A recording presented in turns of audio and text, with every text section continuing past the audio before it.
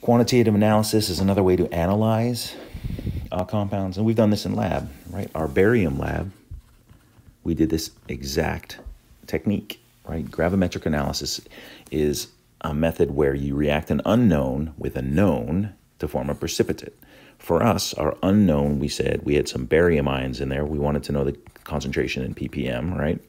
We added sulfate to it, that was our known, and we formed a precipitate of white barium sulfate, solid, right? You did a couple of washing steps, you heated it, digested it, spun it down in the centrifuge, right? Dried it, right? We had to stick it in the oven overnight, cool it in the desiccator, and then weigh it again, right? And then we were able to use the chemical formula of the precipitate to figure out how much barium sulfate was in there, right? And now we can use mass percent, or we understand the calculation we were doing. So let's practice that here. So here, a 0.5662 gram sample of an ionic compound containing chloride ions. Okay, so I like to draw these pictures and think about what's going on. So here I've got this, and I'm putting chloride ions in there, right? There's other stuff. It's an ionic compound, so there's some cation, but I don't care what it is. An unknown metal, okay, dissolved in water, treated with excess silver nitrate. Okay, so I have my chloride ions floating around in here, and then I add silver nitrate.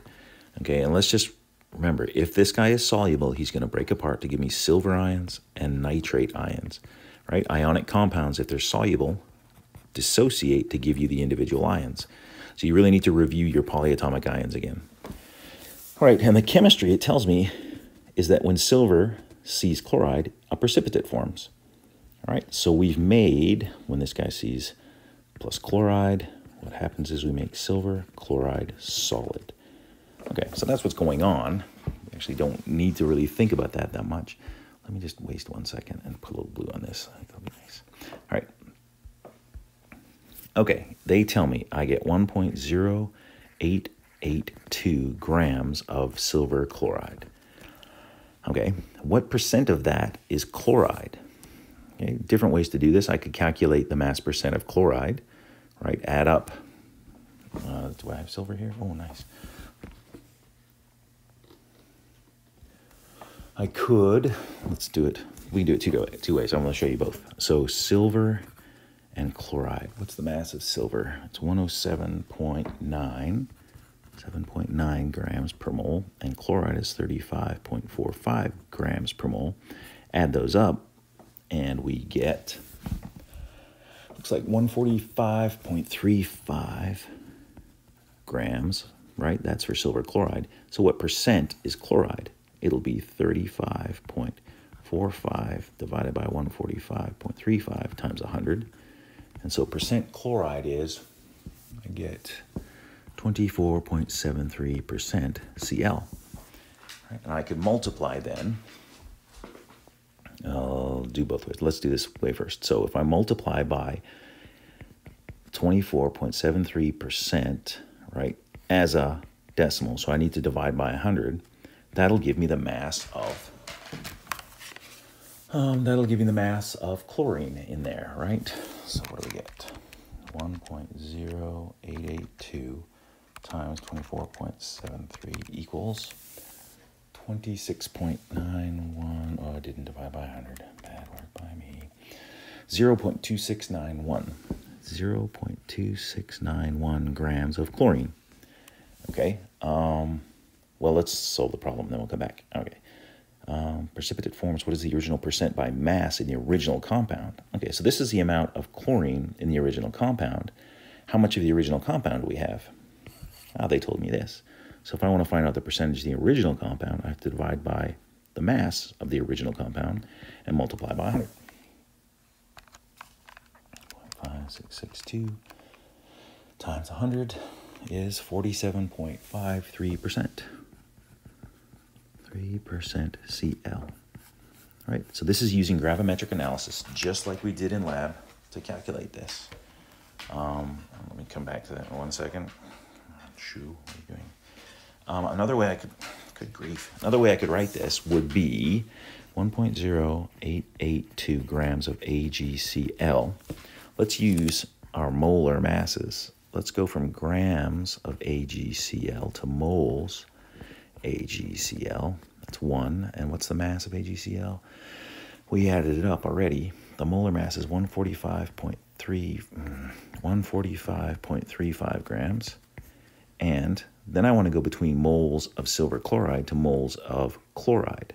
So 1 mole of AgCl equals 1 mole of Cl, right? There's 1 Cl per AgCl. But then if I want the mass of chlorine, 1 mole Cl is 35.45 grams Cl. If I mash that in, I'll get 0.2691 grams of Cl again, the same thing we got here. Right, if you think about it, we just did the same calculation. Right, we sort of did it like dimensional analysis, but what did I do? I divided by the mass of the total and then multiplied by the mass of chlorine. How do you calculate the mass percent? You divide, right, the mass of chlorine divided by the total mass of the compound. So we're really doing the same thing twice, or the same thing different ways. Either way is good. Just to see if this helps or not, let's just talk about this in terms of barium sulfate again. If this was our lab analysis, right? This is the original question, how much barium was in there. This mass would be our barium sulfate, right? And then from there, we were able to figure out the mass of barium. Right, then for us, we wanted the concentration, so we divided by the volume, right, in liters to get the ppm in milligrams per liter. All right, this is called gravimetric analysis. This is something we're able to do. Oh, no. All right, one more. Okay, this one's kind of tedious. I'm sorry. One more kind of analysis we can do. This is called combustion analysis. So you take your sample, and if your sample contains C's, H's, and O's, right, you don't know how many of each, but it's going to react with those. Reacts with oxygen, right? This is what burning is. If it burns completely, you make only 2 products, CO2 and H2O. Now, what you can look at here is, where did this C come from? It had to come from the C in your compound that you're analyzing. Where did the H come from? Had to come from the compound that you're analyzing.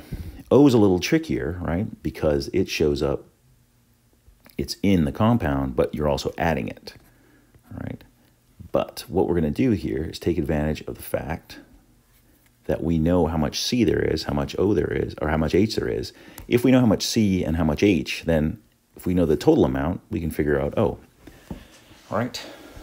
So you burn a sample in oxygen, you collect the CO2 and H2O. This is what we have. So here's the oxygen goes in, here's your sample, right? It's going to burn. CO2 and water come through. You trap the water, then you trap the CO2, and then the excess O2 leaves. CO2 tells me about the C. H2O tells me about the H. And then we can figure out the O2 using some tricks. All right, so here's an example. You have a sample, 4.24 milligrams of this sample. Right, contains only C's, H's, and O's, is burned, and you collect 6.21 grams of carbon dioxide, which is going to tell me about C, and 2.54 milligrams of water, which is going to tell me about H. What is the empirical formula? All right, here we go. So let's start with C. So if it's 6.21 milligrams of CO2, first thing I want to do, let's turn that into grams. So milligrams, I want to cancel. I want grams on the top. 1 gram is 1,000 milligrams. Okay, we're going to turn this into moles. Oh, we want to find the mass percent.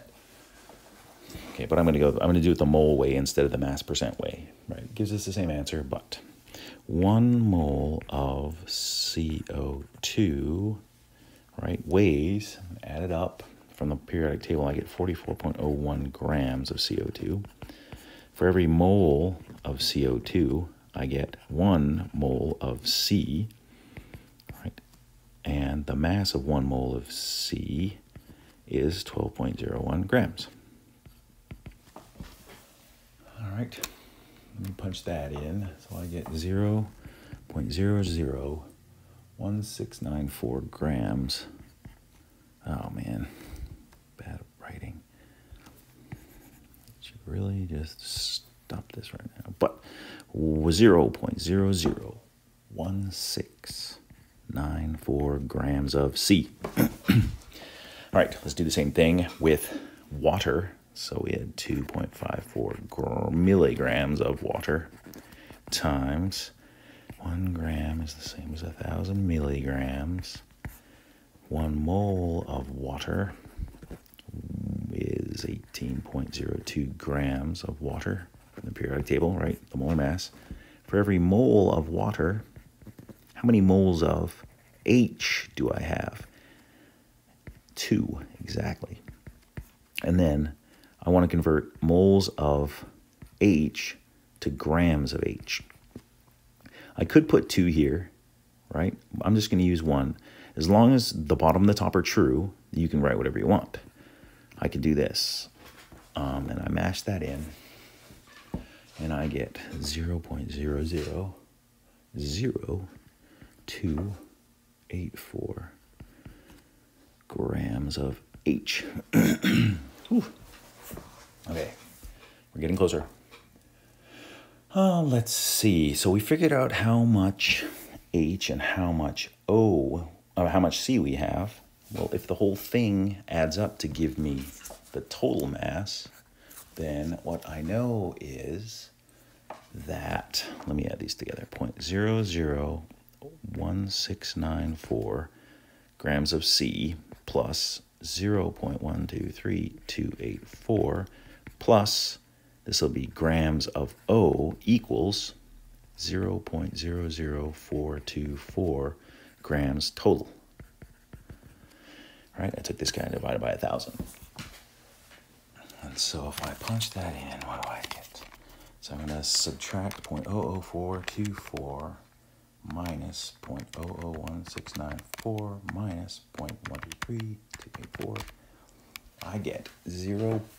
So the mass of O is going to be 0.00262 grams O. Nice. I'm going to write that right here.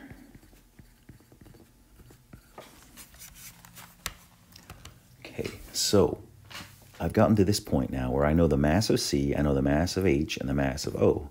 This just becomes a mass percent problem now, right? An empirical formula problem. So to do that, you convert to grams. We already are. I turn to moles, right? So 1 mole C is 12.01 grams. 1 mole H is 1.008 grams. And 1 mole O is, 16.00 grams. I'm going to put them here. It's not my best, but that's what we're going to get. Sorry. So my answers are going to be here. So this, when I calculate it, I get 0.001694 divided by 12.01. I get 1.41 times 10 to the negative 4 moles of C. H, I get 2.82 times 10 to the negative 4 moles of H. And moles of O is 1.41 times 10 to the negative 4 moles. O. Okay, so remember it was convert to grams, convert to moles, divide by the smallest number of moles. So who's the smallest number of moles here? Looks like it's 1.41 times 10 to the negative 4 moles. So this will give me 1, this will give me 2, and this will give me 1. That tells me then the empirical formula that we just figured out for acetic acid is CH2O. All right, so this is called combustion analysis. It's just empirical formula problems, right? But instead of being given percents of the elements directly, right, just telling you the amount of C, H, and O, right? And then you go from grams to moles, divide by the smallest to get the actual ratio. Right? Instead of that, you're told how much C by telling you how much carbon dioxide you have, right? So you're able to figure out the grams of C and then get to the moles of C. Hydrogen, we figure out because we're given the amount of water. Here we have moles of H, grams of H, grams of H, right? O we figured out because we knew the total had to add up to the total. We were able to solve. All right, nice work by you. Kind of got a little long, sorry about it.